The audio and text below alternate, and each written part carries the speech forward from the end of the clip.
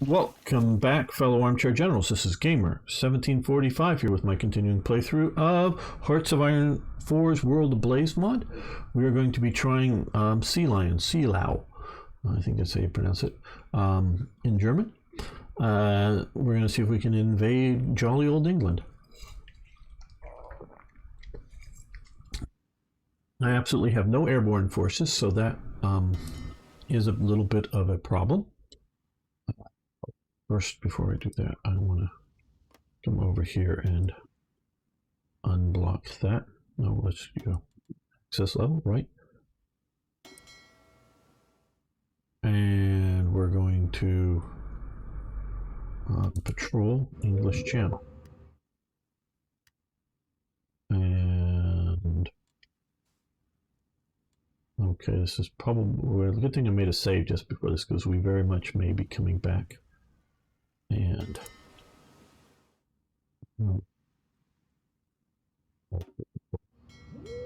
means I know they're not there yet, but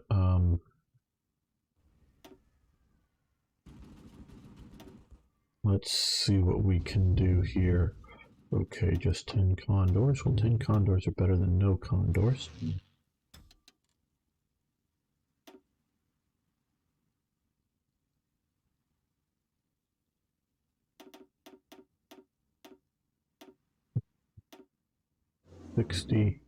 These guys will go after aircraft and shipping. Just go after anything out there. And we have these patrol craft, so we're going to send you down to Paris and then operate you out over there.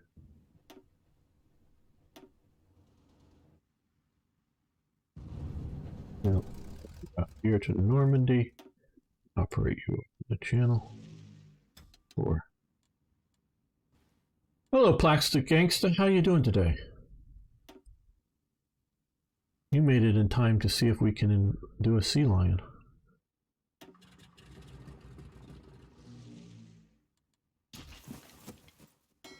You guys here are going to come up, and you're also going to patrol the English Channel. Yeah, I know the English have been mining it. I think those are English mines.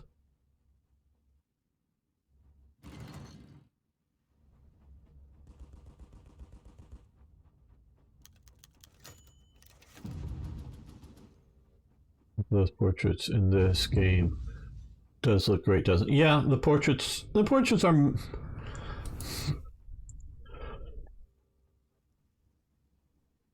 The pictures of the people are fine.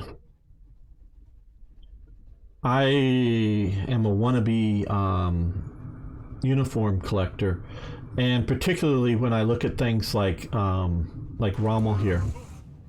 Let's see, can we get him bigger now? Well, maybe when we scroll down here. Rommel here, I just see that how wrong this uniform is. Most of the German generals' caps are not all freaking gold. They're a mixture of gold and silver. Okay. Some are all gold, but that is more of the exception than the rule. And like that is a pre-war eagle and set up there. Not a war eagle. And like with Rommel, I see why does he have his shirt collar open? He wouldn't have his shirt collar open. And you're going to point, well, here's a bunch of pictures, Gamer, with his shirt collar open. Yes, with his tropical uniform, but only with his tropical uniform. When he was wearing his, field gray uniform, like inspecting the Atlantic Wall, he, of course, has it all buttoned up like everybody else because he dresses appropriately. So for a, for a uniform or wannabe uniform collector, I see all the mistakes here, and these are just big glaring ones. But yeah, it's a pretty, because some of these are done by Paradox, like Deedle here is not. That's a mod contributed one that fits, where Papa Hoth is from. I think Papa Hoth is. I know Kruger here is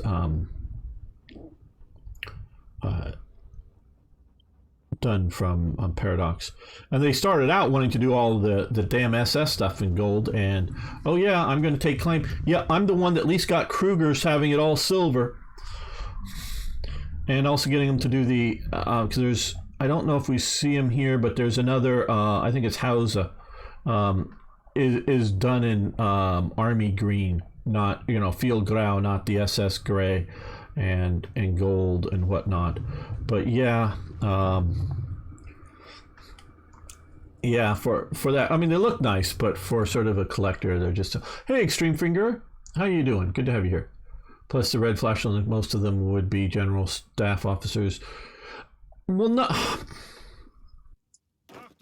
Okay. Yeah. I mean, we can see modal here.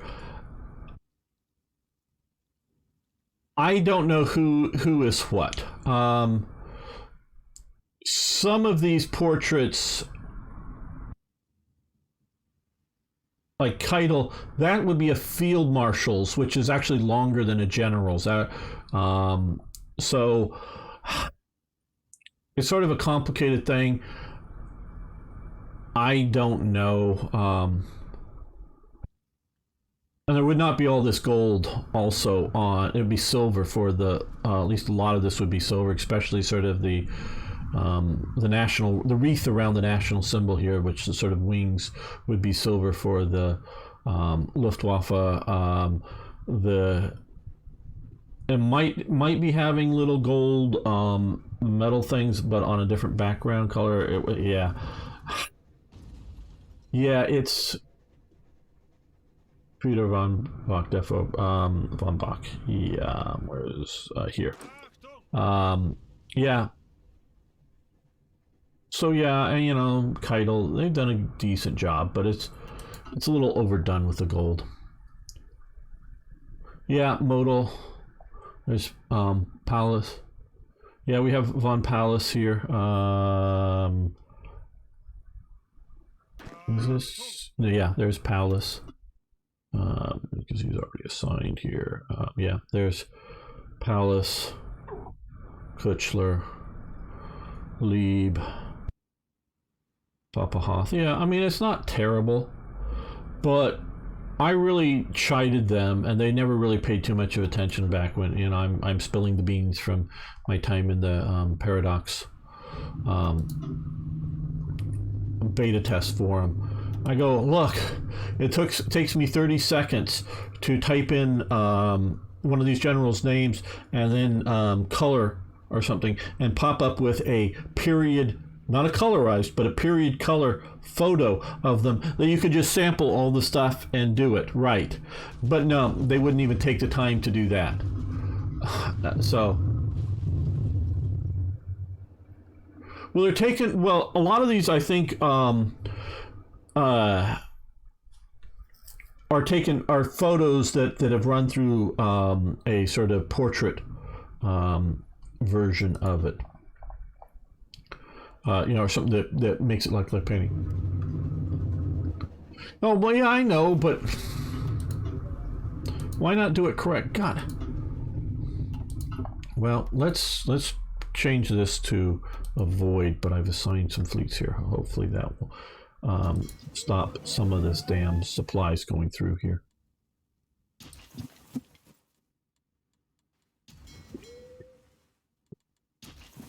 Okay, can we invade now?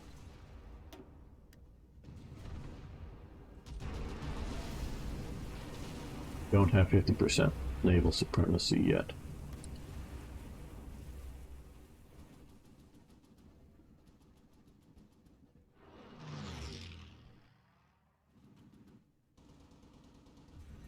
Sent down a bunch of aircraft.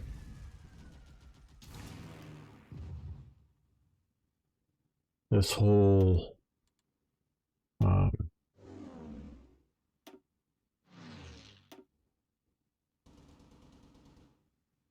just a little bit more.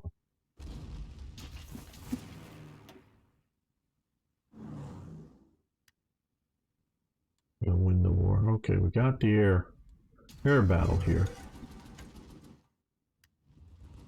Do we have any fleet left?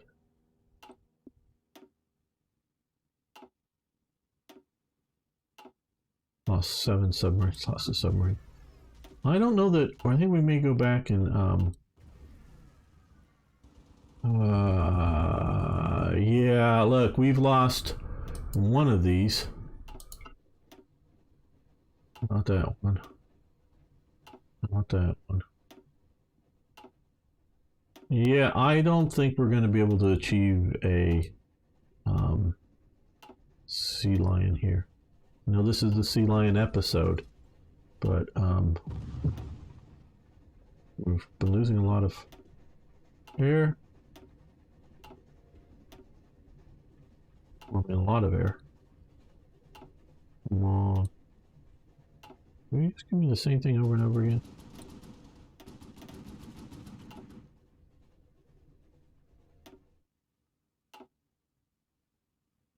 This battle... Okay, well, it's the battle on the 14th, 1941. We lost a battleship, 4 heavy cruisers, 2 light cruisers, 11 destroyers, 20 convoys. Yeah.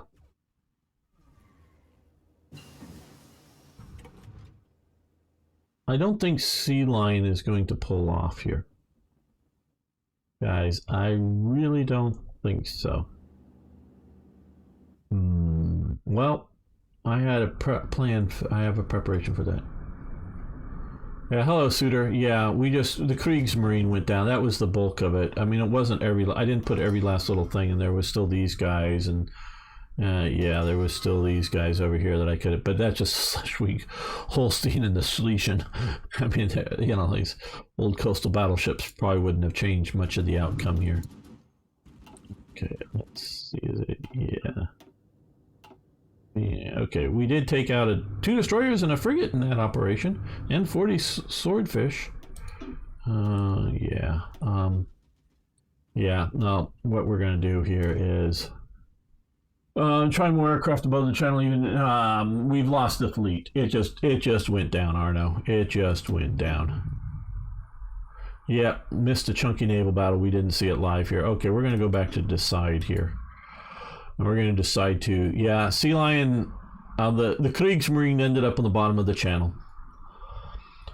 And I have no airborne forces, so we can't do a parachute invasion and then try to dash over. So, Sea Lion is off. I forget who it was. One of the viewers, hi, whoever you were, I'm sorry, I forgot, wanted to have me try to do a Sea Lion. And that was quite honestly why I wasn't planning on this. Don't mess with the Brits. No, plastic gangster. See, I'm planning on conquering London. Now, whether we get to that point in this playthrough or I lose, they may update the game enough that my saves are bad and we got to start something else again, or 2, I may just lose. I'm not saying I'm going to win, but my plan is to conquer London through the indirect approach. See, I'm a Sun Tzu kind of person. I believe that the direct approach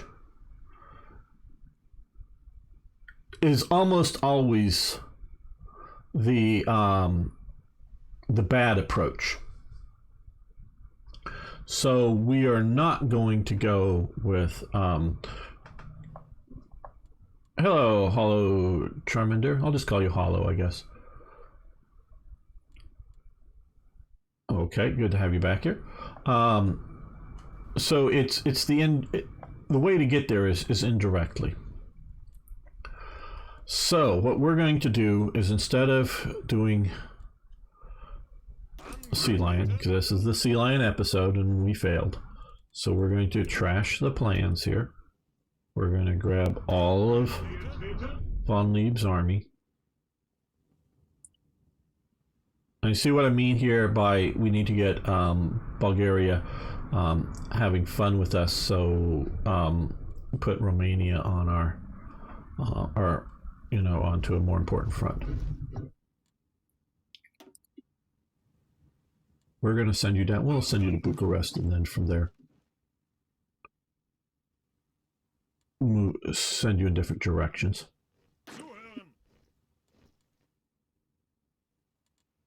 So, yes. Let's go. Let's get all of Guderian's forces, and we're going to send them over. Yeah, I guess we'll go sort of Army Group North, Army Group Central towards Moscow.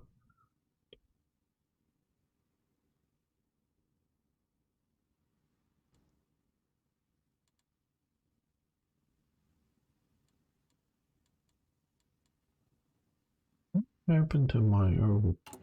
Oh, okay, we're still waiting for these guys to come. Didn't know how far back I went. Well, I have not declared war on Yugoslavia.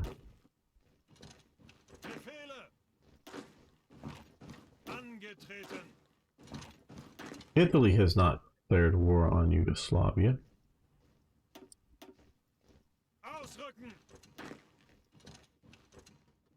Should we declare war on Yugoslavia or not? I don't know.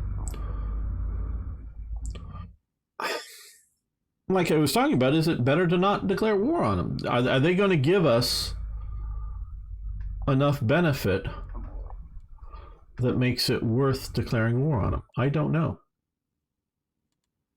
Okay, so we're not doing that. We are going to prepare Barbarossa.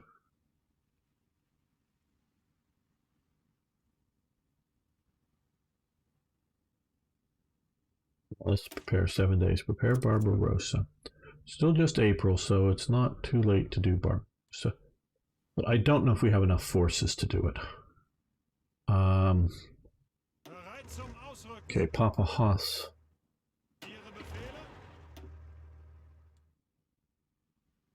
Forces, let's move them here.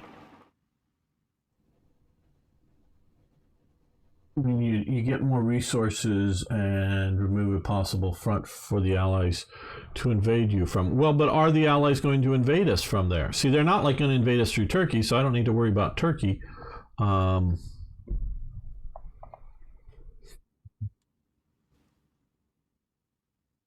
also think what we're going to have to do is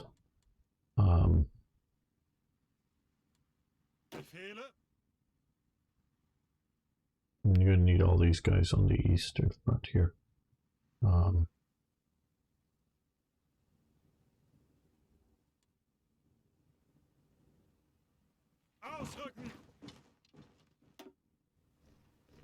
Trains.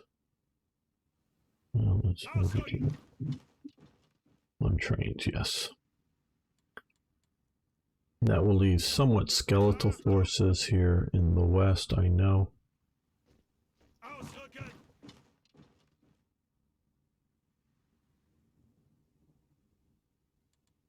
Well, let's take a look, because I may need to trade for some more chromium. Well, almost enough chromium. What I need more is tungsten.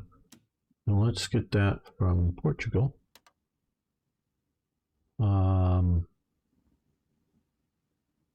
And here, let's...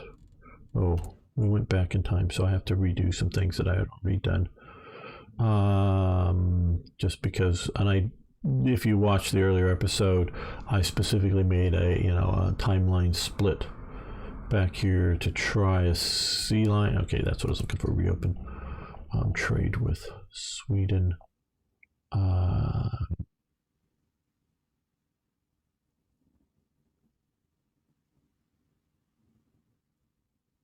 Okay, I think it is down here too.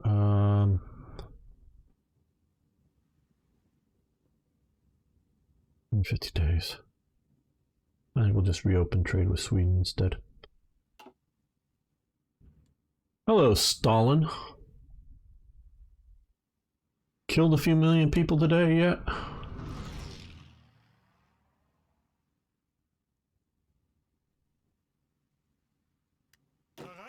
Okay, we're gonna move one of these out of the Harv and over. None of it. Make sure at least we're holding the ports.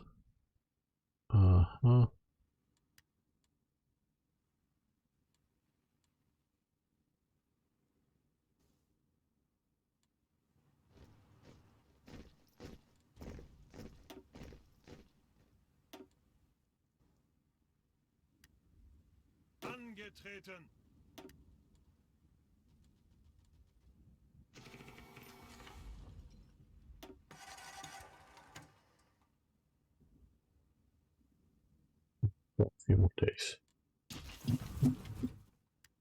Okay, so these guys all have to come over here because we still want to push.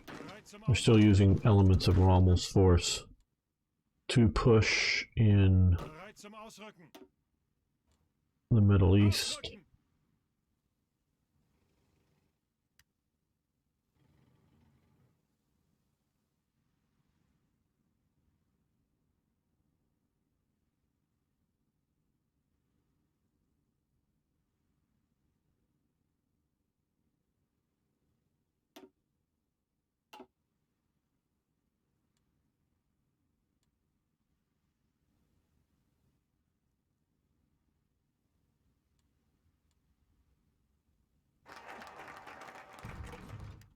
Preparing Barbarossa, good.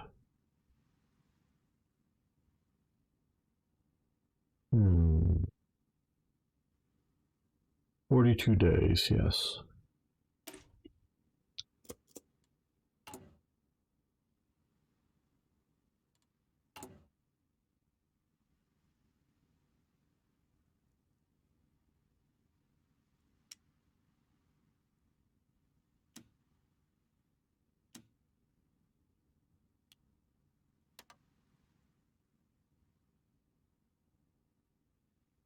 And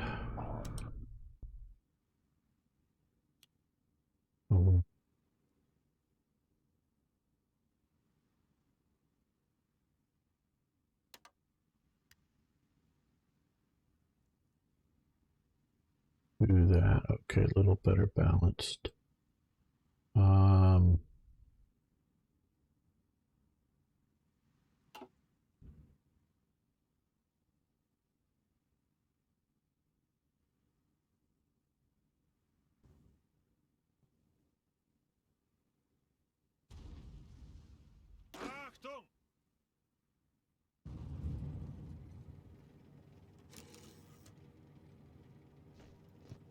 Let's delete those orders and send them marching up there.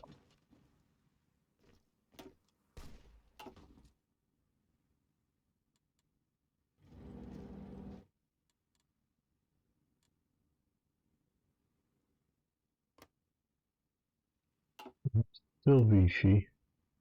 I haven't taken out that yet. Okay. Move these guys to Rommel.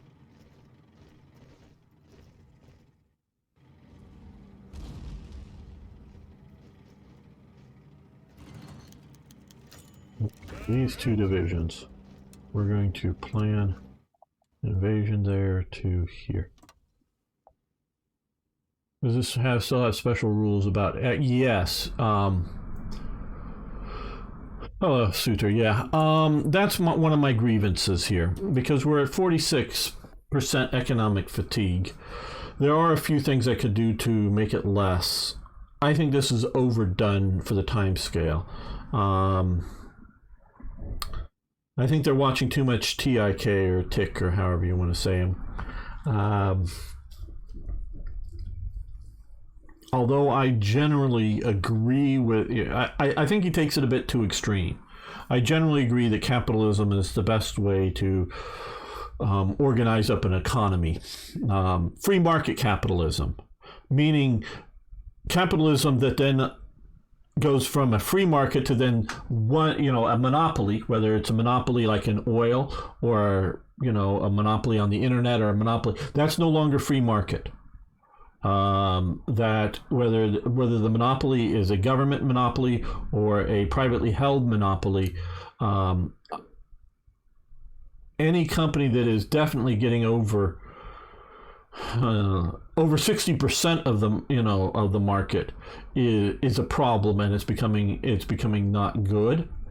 But I generally speaking believe market economics are the best way to organize up an economy, and there are a lot of inefficiencies in the way National Socialist Germany organizes up their economy. There definitely is. But that's different than the economic fatigue, in my opinion, here. And I think the economic fatigue here is happening too fast. That's 40% of a possible 100%. Now, if it was something like 10 or 20% now, 1941 May, maybe, but, and because, and we're not even historically yet to, totaler Krieg, Goebbels, what was it, 42? That he declares, total war in the indoor stadium in Berlin, and gets, Speer in charge of it. So Germany is still at this point trying to run a civilian economy. Now it's regulated. There's a lot of rationing going on, including like for cloth. Whether you buy it as a suit or a dress, or you're just buying a cloth and then somebody's making the suit or a dress for you. They're rationing things, but they're trying to do a civilian economy. Germany is, before the war, they're very much trying to do a civilian economy. When the war starts, there's a lot of, we're right now at 50% war support, which I also think is very wrong because we've taken Paris. But before you take Paris, there's not a lot of war support because the Germans are afraid, is this going to be another World War I? And so the Germany, is trying to go, hey, yeah, we still have this civilian economy running while, World War II has already started unexpectedly soon. And they're doing that, and then, we won. Okay, so now that we've won the war, they're still doing, the, bombing back and forth, Britain's bombing Germany a bit. Germany's really doing an air offensive against Britain. And then, the Battle of Atlantic is raging, certainly. And, we've already got Rommel down here. And about this time. But,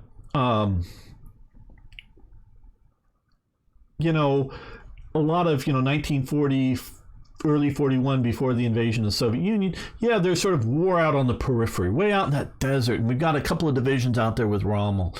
We've got, we're occupying in France. And you might get bombed, but, it's the war, the real war is over. So they were trying to do a civilian economy, partially because they couldn't quite say, we're going to go commit national suicide invading Russia again, because every time, whether it's Napoleon or even the German army in World War I, yes, does eventually defeat the Russian army, but still it's dragged into a massive occupation. And we can see other invasions as well. Invading the Soviet Union isn't the best idea, kind of thing. So yes. Let's see what the chat's been stating. If you have Chromium, you would be better off using it. Jet engines, high temp. That's very true.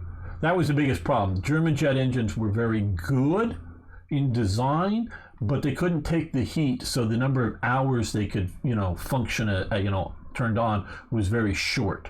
So it makes them not good in the material sense, but as in the design sense for the day, I think they were very good. And this is coming from somebody who's not a terribly great expert on it, but generally does know it. The best source was Turkey. Reduced huge quantity of stuff mid-game a little, but felt a little a bit extreme. My country collapsed, and the others, only a few socialist countries in Russia, but only one Stalinist. My country collapsed, but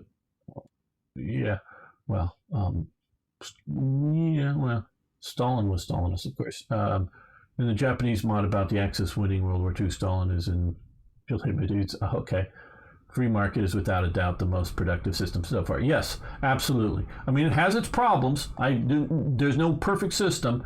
And so long as it's still a free market, no one single, because this is what, a lot of people that, especially because, I'm very familiar with the Cold War and the Cold War in Latin America, and I knew revolutionaries, and I knew people who went down and fought down there. And the revolutionaries that I knew that had been down there and come back up to America or come up to America, talked about the evils of capitalism. Well, what they were describing was, oh, well, some dude through his company has the monopoly of selling trucks in Ecuador.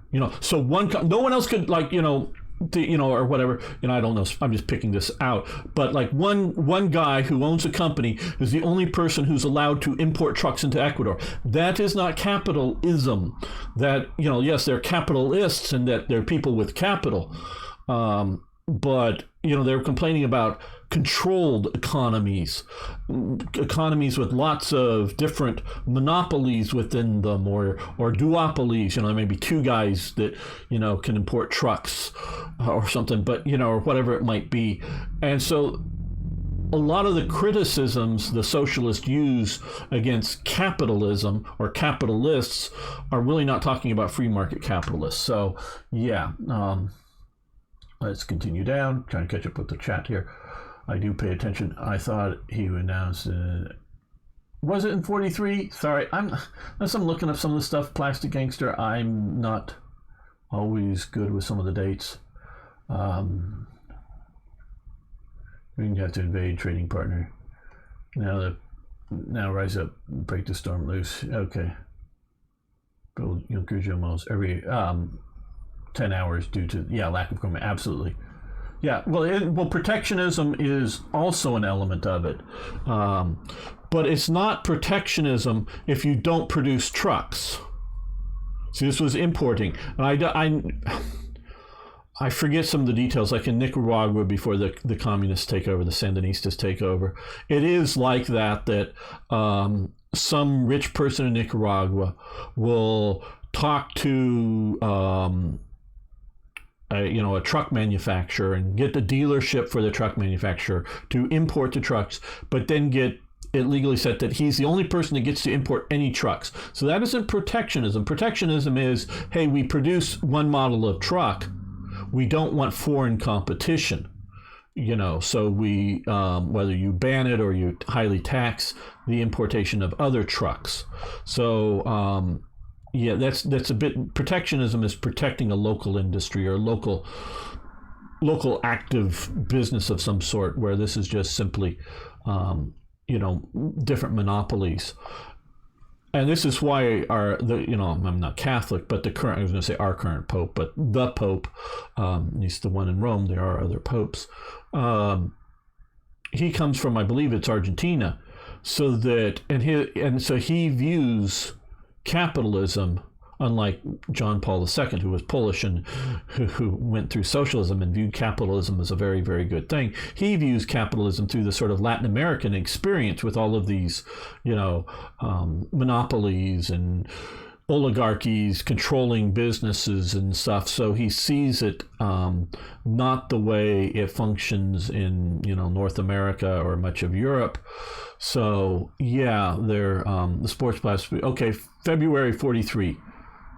Yeah, okay, so it's early 43. I was thinking it was late 42, but thank you, Plastic Gangster. Yeah, I'm not always perfect on dates. Again, I always what I do here, I label historical commentary. I'm commenting on history. If you want good history, get a book, watch a documentary, or sometimes, if I, like my mod for Hearts of Iron 3, I've researched all the stuff up and I'm doing my best. And sometimes I will do a historical, still like label historical commentary, but I will look up particular facts that are central points to something, so I get some of the details right. So I'm just sort of winging it here on a lot of the stuff. And I will say this also, his speech to a point is just a speech.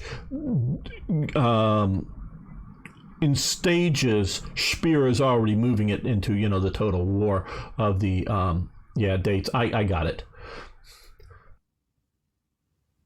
Freudian slip. I didn't know if it was Freudian slip or autocorrect, but I figured it was autocorrect. We're going to create. Let's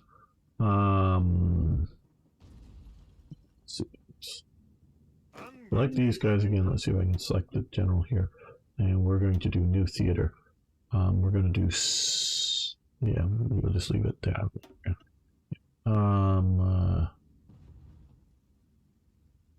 Do shoals this time. So yeah, please don't go, hey, Gamer said it was on such and such date, so I'm gonna, write a school report or put it in my book or something that because I know I'm getting stuff wrong. Don't always know what it is I'm getting wrong, but I know I'm getting stuff wrong.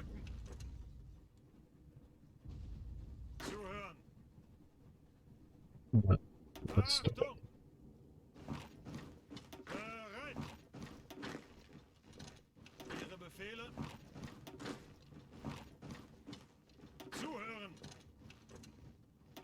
Ausrücken! Ausrücken! Befehle! Angetreten! Achtung! Ausrücken! Achtung! Okay, that will get us sort of moving there.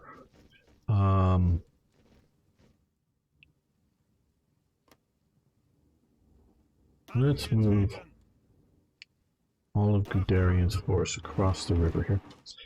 Dump the Memel area. Okay, the rich people in the army, in countries which has a monopoly over the army, so people to support it by us because they're more of a chance that their coup will work, as most of CIA's dictators are made only, they only care about one thing, getting support and staying in power. A lot of editorializing there, which is fine. I disagree with what you're saying.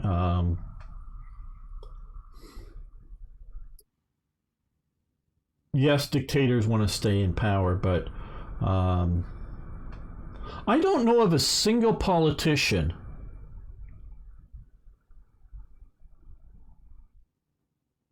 I've known politicians, all of the ones that I used to work years and years ago for a congressman, and had dinner with him a lot, and hung out with him a lot, and drove him around a lot, and talked, just chatted with him a lot, and whatever, a congressman. So knew him well. I don't mean just like met. I mean worked in an office, sat around, spent hours stuck in LA traffic as going to someplace. Him and I alone in a car at times, or two or three of us alone in a, two or three of us in a car.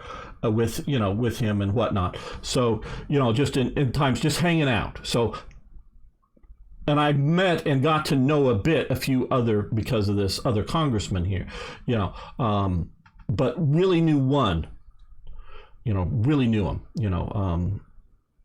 so not just a casual. I've met a bunch, some that were presidents, met.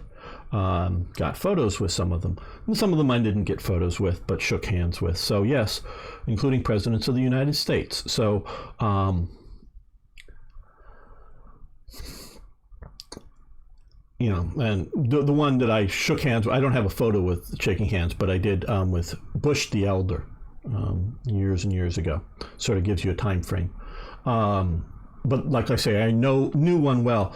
One of his the guy that I knew well, primary campaign promises was 10 years in Congress, no more. Only 10 years in Congress, and then I'm out. He wanted to be a Hollywood screenwriter. He had two or three scripts already written. Everybody out here in LA wants to be a Hollywood screenwriter, so that's nothing new. Well, I think he was in for over 30 years. Okay. I talked to him once in the last, well, two or three times, in the last 10 years or so. But more like 10 years ago. So I hadn't talked to him. I mean, and those others were just sort of how you been kind of conversations at a public event.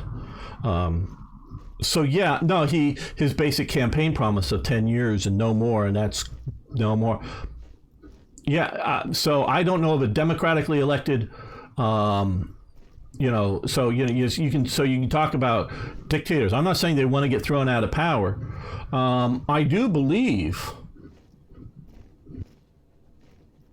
because through training course that I had also many years ago, from somebody who worked rather high up in the security forces of the Shah of Iran, rather high up, and definitely knew the Shah. I mean, not saying he was like best buddies with the Shah or anything, but was responsible at times for the Shah's security, so he knew the Shah. I think the Shah of Iran, who, he inherited the job, so is it a monarchy or is it a dictatorship? You can balance back and forth on that one. The Shah of Iran really was trying to modernize his country and was definitely an anti-communist. During his father's day, they get invaded by the communists and the British during World War II.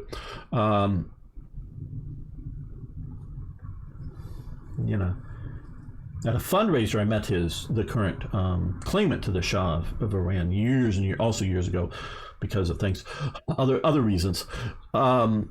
I really think the Shah of Iran, however good or bad he may have been, and he may be an evil dude, he definitely had people tortured. I'm not, definitely, because I know the guy who tortured them. I know, I knew the guy who tortured them for the Shah. He may be an evil dude, but he cared about his country, and he was trying to modernize, westernize Iran, and that's what got him the Islamic fundamentalist revolution, because a lot of people were dissatisfied with his modernization. So, sort of a complicated, I don't right now...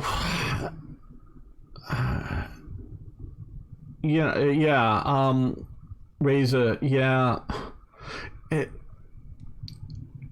I always think we treated him very shabbily. I know I've read about it all. It's just been years, and even the Wikipedia article I looked up for something was a few years ago.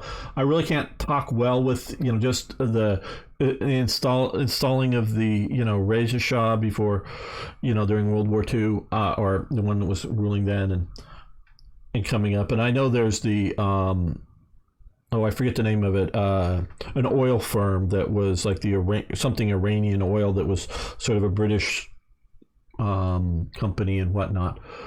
But so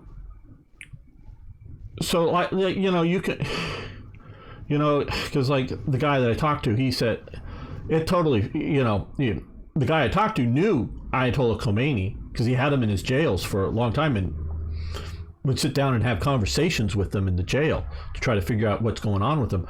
But he very much to the group that I was being trained as part of years and years ago, not like to me personally, but I was in an audience of less than 50 people, so it wasn't some big thing. But I did talk to the guy about other things personally. But he was saying, we were totally blindsided by the religious right revolting against us. We were all focused on the communist left infiltration that was actively going on, and that's where our counterinsurgency, our anti-terrorist, whatever sort of focus you want to call that on, was all focused in that direction. And that's what this guy was. He ran prisons and ran security elements for the Tehran region and whatnot. I actually forgot the guy's name. I can't remember the name. I'm sort of tried to look it up over the years, but it was just a few days course that I went on and sponsored by people. So I know it's not just because he said it. I know because people sponsored it. I know it's a legit thing.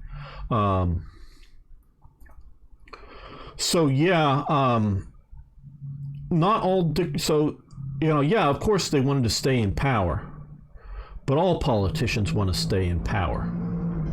Right, left, center, whatever. I've yet to see someone. They exist. That after a while leaves without like Louis Gohmert, I think would be one that he's still messing around in politics, but he left Congress, if I remember correctly, and not because he was going to lose an election. He was popular in his district. But there are rare ones that leave while they're still on top, shall we say, still popular with whoever elected them or whatever, or because, retiring because they're, too old or something. So it's a rare thing that we truly see a politician going, yeah, been there, done that.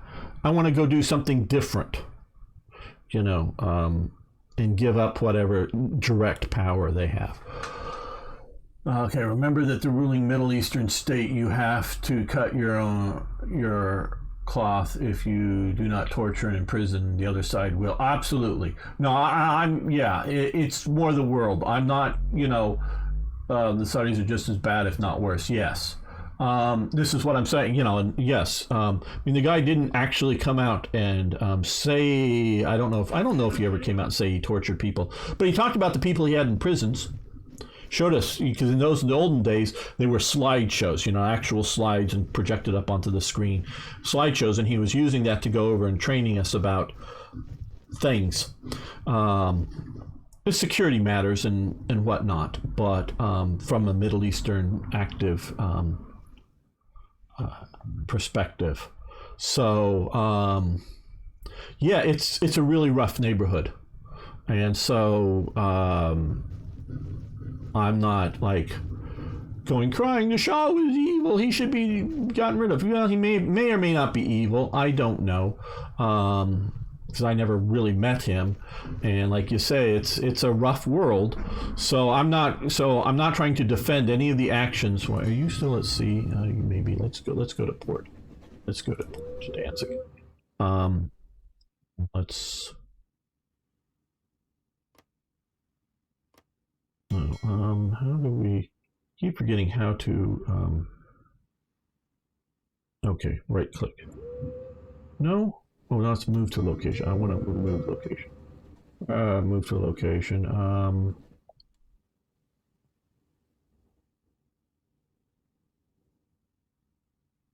Well, oh, okay.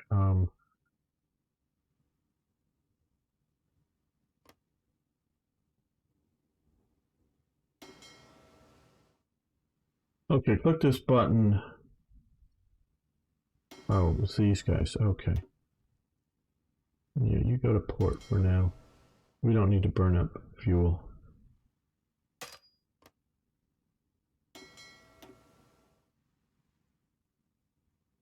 Yeah.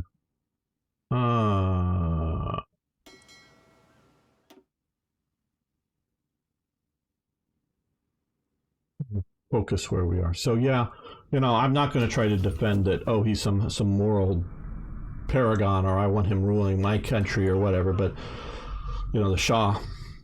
But it was just the world that he inhabited. I would definitely agree with that. So yeah.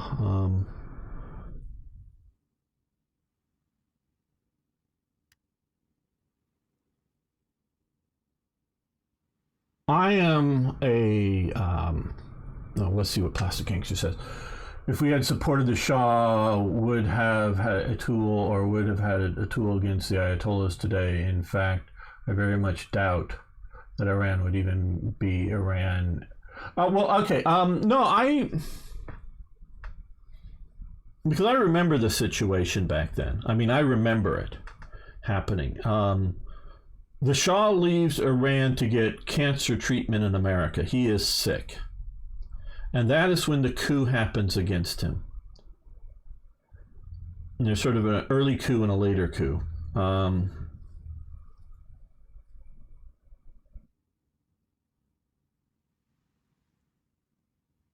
the army just crumbles. Either people flee because they realize their heads are on the chopping block, that the Ayatollah inspired the Islamic revolutionaries as opposed to the communist revolutionaries. The Islamic revolutionaries, that they are either are so tied in with the old regime that their heads are on the chopping block. And I don't mean figuratively. I mean, well, whether they cut their heads off or just shoot them, I don't know. But definitely in the, or maybe permanently imprison them or something. But they're definitely in the not going to be welcome in the new regime. Or the other ones were accommodate, or very much quickly decide to accommodate the new regime. I remember, I forget who it was. I really forget who. It was in some interview. It was nothing personal to me, but it was some interview or something that I saw many, many years ago. Some women who were who had left Iran after the Islamic Revolution, but well after the Islamic Revolution, and they were describing how that they're walking around, in complete black with, their eyes even covered. I mean, they're looking through a mesh thing, and then they would travel around and go to, a friend's house, maybe with their, because they got to be traveling with a man, go to their friend's house and then throw all this stuff off of there, and they're dressed in Western clothes, hanging out with their friends, the women with the other friends, they're dressed in like Paris, not like high fashion, but I think, use something like Paris fashion or whatever, because these are still sort of richish, relatively rich women, and modern. And they were just sort of thinking that we're going to have to cover ourselves up for 3 or 4 years or whatever, and then people are going to come to their senses and we'll get things back right again, kind of thing. And then I forget who or what it was that was describing this, but then they eventually just got out too, because they realized it wasn't going to change. So that there was sort of, an underground, non-public Western attempt at living within Iran. And they're always living hub. I still follow the Twitter account of, I forget, the current claimant of the Shahs. He periodically posts stuff on Twitter, sometimes in English, sometimes in Farsi. So just trying to keep up with what's going on. So yeah, it's when it comes down to it, when that revolutionary comes, I don't really think there's much the West could do. And if the West actually tried to militarily invade Iran, that's going to trigger a Soviet response at the time. And that is partially why you have a lot of Western support for Saddam Hussein, who is trying to do a territorial grab, not trying to take over Iran. I don't even think in his wildest dreams, but trying to, I don't know, get some sort of, something like this, maybe not up there, but right here, and expand Iraq a bit when he thought Iran was weak. And I do think Saddam Hussein's invasion of Iran is why the mullahs are still here today, because they're able to inspire a lot of Iranian nationalism in fighting that war, even though they do it so barbarously to their own people. Human wave tactics. The Iraqis are trying to fight that war smartly. The Iranians are trying to fight that war with human wave tactics and other stupid shit. Because a lot of their very much like a Marxist revolution, a lot of the well-trained officers have either left or are cowed by their version of commissars, because there are whatever they're called, I forget if I ever really knew, but there was a sort of Revolutionary Guard, if you will, commissar element during that war to make sure that they're loyal to the regime or loyal to the revolution, which is Islamic. And so they're able to focus that. Oh, okay, what did you think about it, all our problems with Islamic fundamentalism begin with the Islamic Revolution in Iran. I do not remember ever hearing about Islamic terrorism prior to the fall of the Tsar or the rise of Khomeini. Well, Plastic Gangsta, have you ever heard of Chinese Gordon and the fall or the siege of Khartoum? And then the later battle of about 10 years later or something, the Battle of Omdurman, in which coming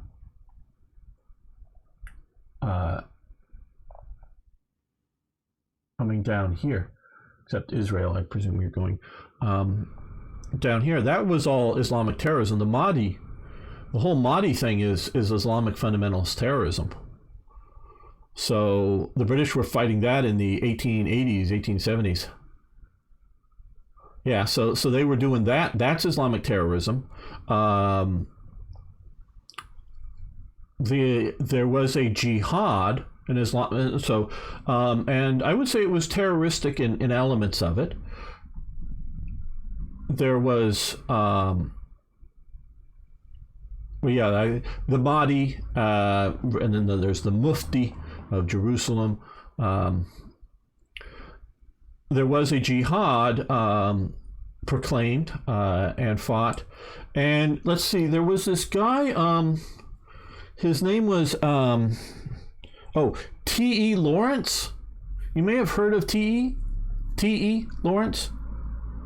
Some people call him, Lawrence of, Arabia. Yeah, that was a Islamic fundamentalist going against, I'm not, that's, Lawrence of Arabia. Yes, exactly. That was a jihad against corrupt Ottomans at the time. So we got 19th century, early 20th century going on. But you're right, that was an Islamic rebellion or uprising, but that was against another Islamic group, true, but an imperial power. But it had a lot of the religious flavor of the later stuff, that it was supported out of Mecca, pushing up against the Turks. So, but you're right, it's Iran gives it the base of support. That was the Saudis wanting to... No, not the Saudis, Plastic Gangster. That was not the House of Saud. That was the guy, Faisal, who takes over Iraq. That tribe, the main one, there are multiple tribes. The main tribe migrates and takes over Iraq. Yo, amigo, can you please play Millennium Dawn, please? Hello, Sean Mana. Maybe sometime. Not until we're done with this one. Yeah, Crown Prince Faisal, but he's not of the House of Saud. Faisal is not of the House of Saud. I forget the house that he's of, but it's not Saud. Saud is a different tribe, a different house. Because it's Saudi is Arabia. Saud, it's the House of Saud. It's not Saudi Arabia, the territory. It would be like saying Windsor's England versus some other thing. So it's the royal houses Arabia. Yeah, but meaning it's not the House of Saud. He came from the Arabian Peninsula. That was to become, but he comes from Arabia, but that's includes Yemen and Oman and the whole thing. But he wasn't a Saudi. It just because sometimes people think just because the Saudis end up, because I think again, this is all commentary. I think the Saudis are more from like over here in Riyadh area, where Faisal and crew were from over here in Western Arabia. I think. I probably wrong on some of this here. So yeah, they were sort of, I think, an Eastern tribe, if I'm not mistaken, but I don't know for sure.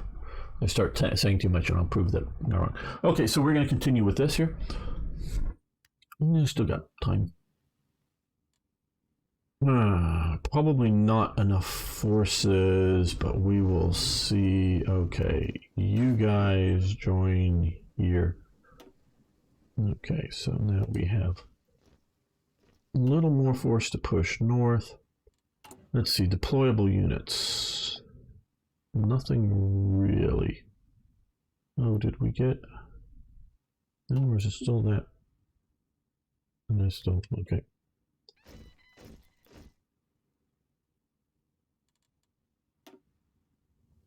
Yeah, now that we pulled all of our garrison divisions out. Okay,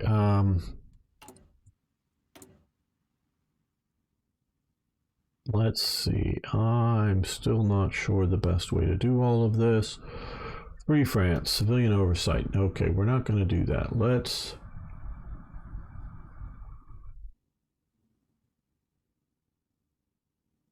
do at least secret police.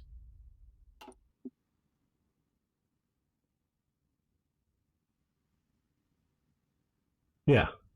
Vice will come for. Okay, yeah. Good. Yes, that's what the true seal. Yeah, it's been a long time since I've read anything about it. And yes, I have done more than just watch the really great movies. Lawrence of Arabia. It is a great movie.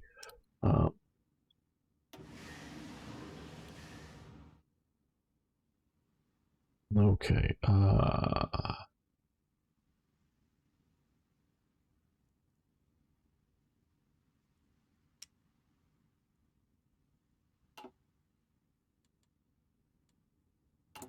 Well, we're a problem with trucks, rubber, so which means problem with trucks. Bombers. We're problem with tactical bombers because we don't have the rubber to build the damn aircraft. Okay.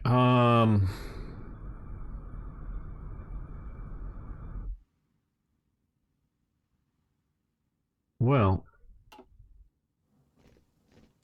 let's look here. One look here. We want to edit this. We do have anti-aircraft support. I was just wondering to see.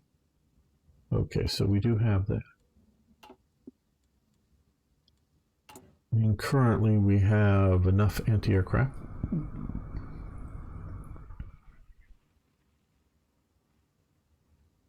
I think we need to put more divisions into training.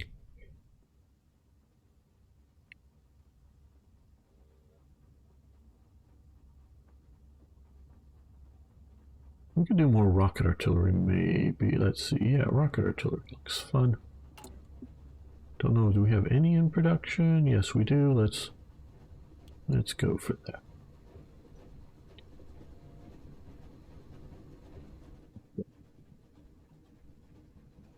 Never noticed that some of the rail lines have little trains moving along them.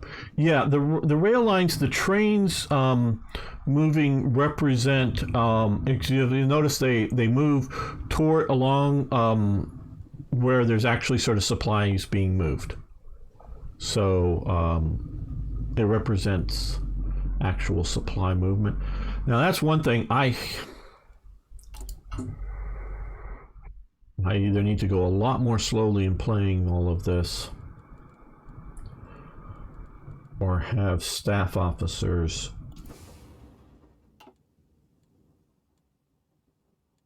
you can see here we're getting into bad supply situations here and up here,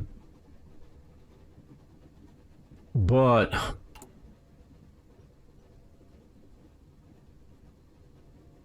we have a lot of repairing to do. A lot of this is bomb damage or uprising damage or old combat damage. Well, let's move you to the top. Western Mainland. I don't know. This should be played in more detail than what I'm doing.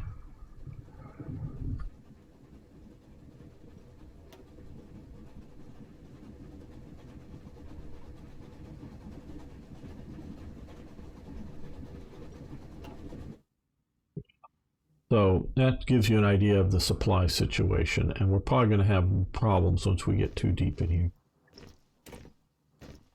Let's save this here.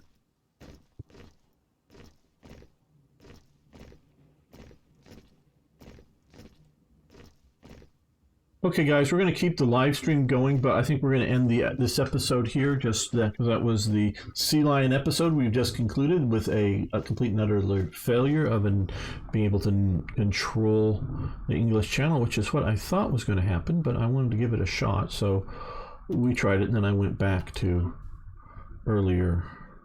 Let's see. I want to see here. No. No, we're still here. Yeah. I'm going to send any, no shipping's going through there. That's good.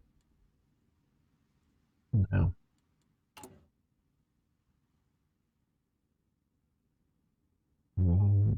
Okay, so we have 4 days left until we get some things. Don't mess with the Brits. Yeah, well. The Brits used to be a very formidable nation.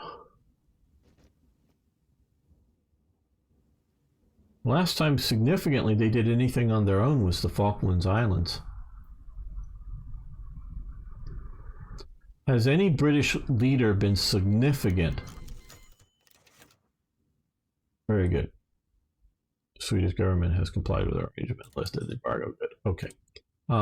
Since... Yes, Margaret Thatcher. And obviously you've had lots of leaders since then, but have any of them been significant?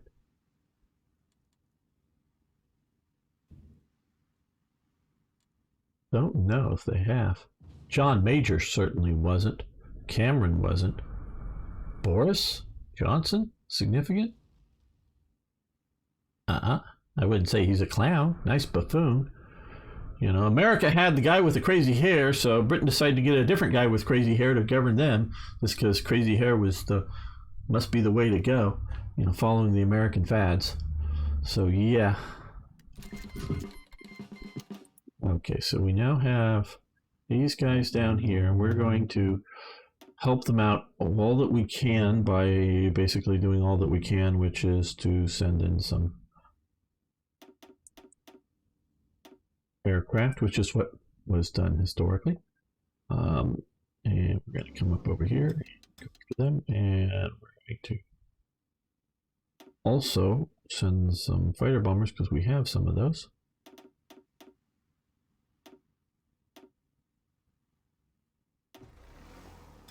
And you go up and do ground support.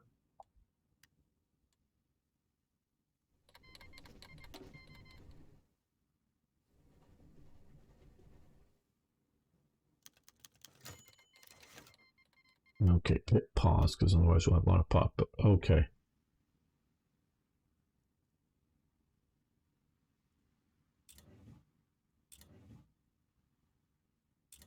And they're overdoing, in my opinion, the rivalry between the Waffen SS or the SS and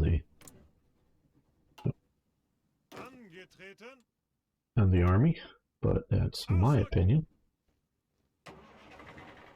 There was some, yes, but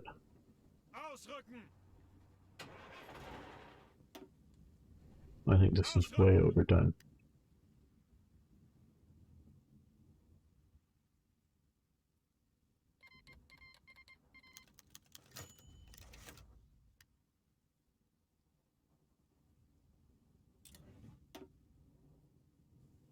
Just check something.